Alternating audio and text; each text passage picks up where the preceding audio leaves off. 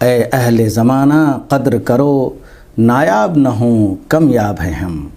مولانا اشرف علی تھانوی رحمۃ اللہ علیہ، جو حکیم الامت کے نام سے مشہور تھے، برصغیر ہند و پاک کے ایک ایسے عالم دین تھے جنہوں نے 20ویں صدی میں ہندوستانی مسلمانوں پر اپنے گہرے نقوش چھوڑے ہیں۔ مولانا اشرف علی تھانوی ایک بہترین مفسر، ایک نامور مصنف اور ایک جید عالم دین ہونے کے ساتھ ساتھ ایک ایسے صوفی اور بزرگ تھے جن کے ہاتھوں پر بڑے بڑے اسلامک اسکالرز جیسے علامہ سید سلیمان ندوی اور مولانا عبد الماجد دریابادی مفسر قرآن وغیرہ نے بیعت کی تھی۔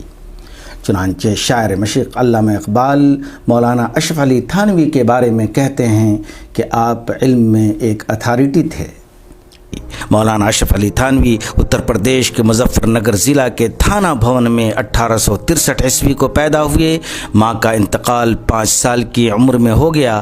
آپ کے والد نے آپ کی پرورش و پرداخت کی ذمہ داری بخوبی نبھائی۔ ابتدائی تعلیم حاصل کرنے کے بعد دارالعلوم دیوبند میں داخلہ لے لیا، جہاں سے 1883 عیسوی میں فراغت حاصل کی۔ اس کے بعد کانپور کے مدرسہ فیض عام میں ایک مدت تک درس و تدریس اور تعلیم و تربیت کے ساتھ ساتھ دعوتی اور اصلاحی امور میں مشغول رہے، جس کی وجہ سے آپ کی شہرت دور دور تک پھیل گئی۔ مولانا اشرف علی تھانوی دور دراز کے شہر اور گاؤں میں گھوم گھوم کر نہ صرف تقریریں کرتے بلکہ ان کو پرنٹ کرا کر کے بھی تقسیم کرایا کرتے۔ اس زمانے میں عام طور پر علماء کرام کی وفات کے بعد ان کی تقریریں شائع ہوا کرتی تھیں، مگر آپ پہلے ایسے عالم دین ہیں جنہوں نے اپنی تقریریں خود ہی چھپوا کر شائع بھی کرائیں۔ 1897 عیسوی میں مدرسہ فیض عام کانپور چھوڑ کر آپ اپنے آبائی وطن تھانہ بھون آ گئے۔ اپنے پیر و مرشد حاجی امداد اللہ مہاجر مکی، جو 1857 کے خونی انقلاب کے بعد مکہ ہجرت کر گئے تھے، کی خانقاہ کو از سر نو آباد کیا اور مدرسہ اشرفیہ کے نام سے ایک درسگاہ کی بنیاد رکھی، جہاں آخری دم تک تصنیف و تالیف اور بیعت و ارشاد میں مصروف رہے۔ 1906 عیسوی میں مولانا احمد رضا خان بریلوی اور دوسرے بریلوی علماء نے مولانا اشرف علی تھانوی اور دیگر دیوبندی علماء کے خلاف کفر کا فتویٰ صادر کیا اور اس پر حرمین شریفین کے بہت سے علماء سے تصدیق اور تقریر لکھوائی اور اسے حسام الحرمین کے نام سے شائع کیا۔ یہی وہ کتاب ہے جس کے چھپنے کے بعد برصغیر ہند و پاک میں دیوبندی اور بریلوی فرقوں کا جنم ہوا۔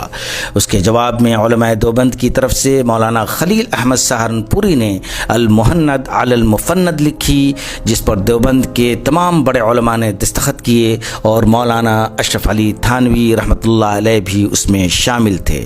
کتاب عربی زبان میں حجاز میں شائع ہوئی اور دیوبندی فکر پر اعتراضات کے جوابات دیے گئے، جس کے نتیجے میں بعض علماء حجاز نے اپنے موقف سے رجوع بھی کیا، جو المہند کے اخیر میں شامل کیا گیا۔ جہاں تک آزادی سے پہلے سیاست کا تعلق ہے تو مولانا اشرف علی تھانوی مسلم لیگ کے زبردست حامی تھے۔ چنانچہ مولانا نے نہ صرف یہ کہ مسلم لیگ اور 2 نیشن کی تھیوری کو سپورٹ کیا بلکہ ہر ممکن مدد کرنے کی کوشش کی۔ مسلم لیگ کے رہنماؤں اور خاص طور پر مسٹر جناح سے مسلسل خط و کتابت اور علماء کی ایک ٹیم کو مسلم لیگ بھیجنا تاکہ انہیں اسلامی امور پر رہنمائی کر سکیں، انہی کوششوں کا نتیجہ تھا۔ جب ہندوستان کی آزادی کا وقت قریب آ رہا تھا اور کانگریس کی حمایت میں دیوبند کے بیشتر علماء کرام سامنے آ رہے تھے، اس وقت مولانا اشرف علی تھانوی نے دیوبند کی مینجمنٹ سے استعفیٰ دے دیا اور مسلم لیگ کی بھرپور حمایت کی اور کانگریس کی حمایت کو قبول نہیں کیا۔ مولانا اشرف علی تھانوی برصغیر کے ان چند علماء کرام میں سے ایک ہیں جن کی تصانیف کی تعداد سینکڑوں تک پہنچتی ہے۔ آپ نے تقریباً 800 کتابیں اور تصنیفات اور رسائل لکھے، جن میں مشہور ہیں تفسیر بیان القرآن، بہشتی زیور، حقیقت الطریقہ، جمال القرآن، حیات المسلمین، دنیا و آخرت وغیرہ وغیرہ۔ تصوف، سلوک، علم و عمل، تصنیف و تالیف اور دعوت و ارشاد کا ہندوستان کا یہ روشن ستارہ 83 سال کی عمر میں 20 جولائی 1943 عیسوی کو ہمیشہ ہمیشہ کے لیے اس دنیا سے رخصت ہو گیا۔ ڈھونڈو گے اگر ملکوں ملکوں ملنے کے نہیں نایاب ہیں ہم، جو یاد نہ آئے بھول کے پھر اے ہم نفسو وہ خواب ہیں ہم۔ اللہ تعالی مولانا اشرف علی تھانوی رحمۃ اللہ علیہ کی قبر کو نور سے منور کر دے۔